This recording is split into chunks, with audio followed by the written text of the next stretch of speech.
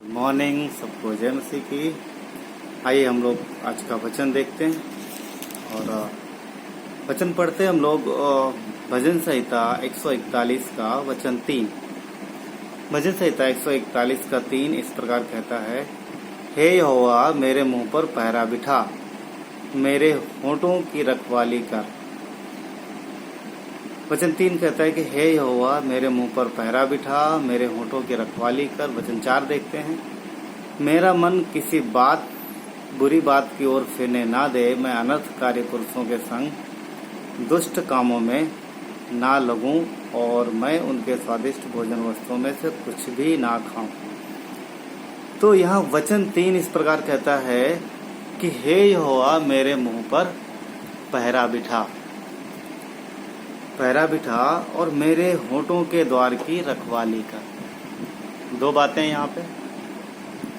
वचन कहता है कि परमेश्वर मेरे मुंह पे पहरा बिठा और मेरे होठों के द्वार की रखवाली कर। यहाँ पर जो है वो शब्दों के विषय में बात करते हैं। शब्दों के हम विश्वासी हैं, प्रभु यीशु की अगुवाई में चलते हैं और जहाँ भी जाते हैं हम उसकी गवाही को प्रकट करते हैं। परमेश्वर का नाम जो कि सब नामों में श्रेष्ठ है, परमेश्वर जो कि महिमावान और परमेश्वर जो अनुग्रहकारी परमेश्वर है। जब वो परमेश्वर के लोग अपने मुंह पर, अपनी जबान पर काबू नहीं करते, अपने होठों की रखवाली नहीं करते, तो कई बार परमेश्वर के लोगों के द्वारा उनके बातों से, उनके शब्दों से प्रभु की बदनामी हो जाती है, प्रभु की निंदा कह सकते हैं होती है। और अगर वो स्वयं के शब्दों से, खुद के शब्दों से निंदा प्रभु की नहीं करते, परंतु उनके शब्द ऐसे होते हैं कि उनके शब्दों से एक सवाल उठ जाता है कि क्या ये कौन लोग हैं, क्या ये प्रभु के लोग। मैं कई ऐसे लोगों के विषय में मैंने सुना है और कई ऐसे लोगों के जीवन को मैंने देखा है जो संगति में है, जो परमेश्वर के कहलाते हैं, परंतु उन्होंने अपने होठों की रखवाली नहीं की, उन्होंने अपने मुंह पर पहरा नहीं बिठाया। जैसे वो पहले जिन शब्दों का इस्तेमाल करते थे जब वो संसार में थे, आज भी वैसे ही और उन्हीं शब्दों का इस्तेमाल करते हैं।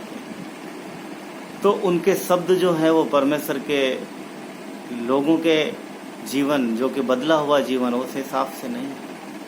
हमारे शब्द जो हमारे मुंह से निकलते हैं वो हमारी पहचान को प्रकट करते हैं, वो हमारे स्वभाव को दर्शाते हैं, वो हमारे जीवन को दर्शाते हैं।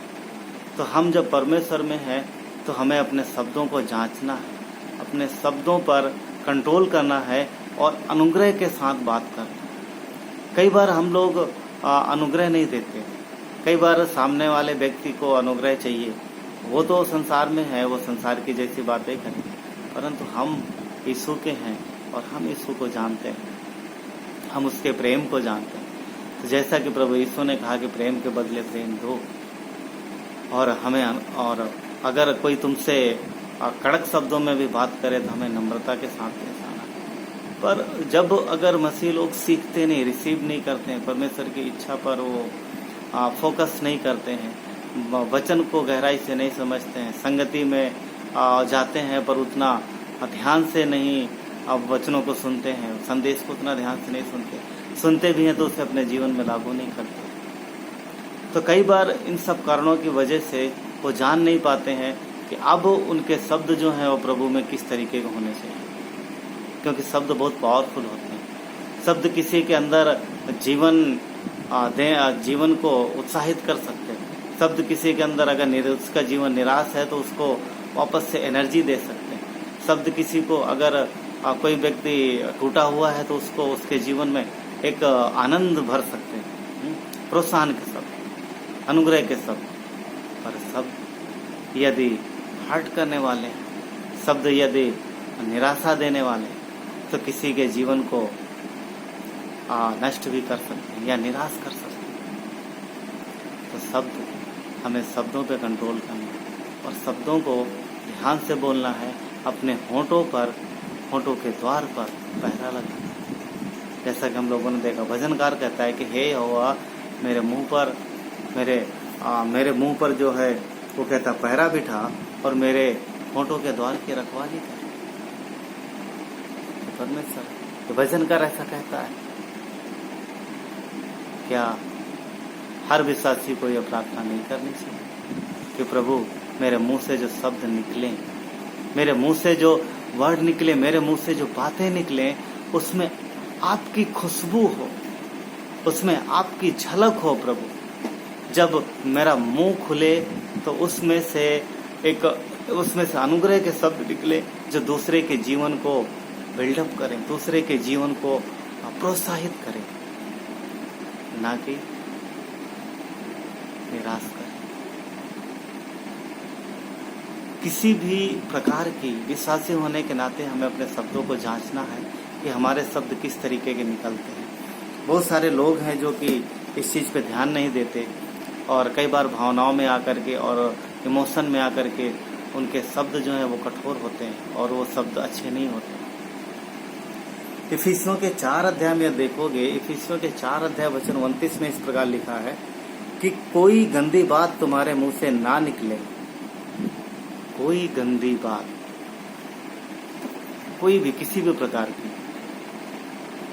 गंदी बात, परमेश्वर का वचन कहता है कि हमारे मुंह से ना निकले। विश्वासी होने के नाते हमें अपने शब्दों को जांचना है। हम कहीं भी रहें, परंतु शब्द जो है वो हमारे ऐसे हों जो कि प्रभु की महिमा करे।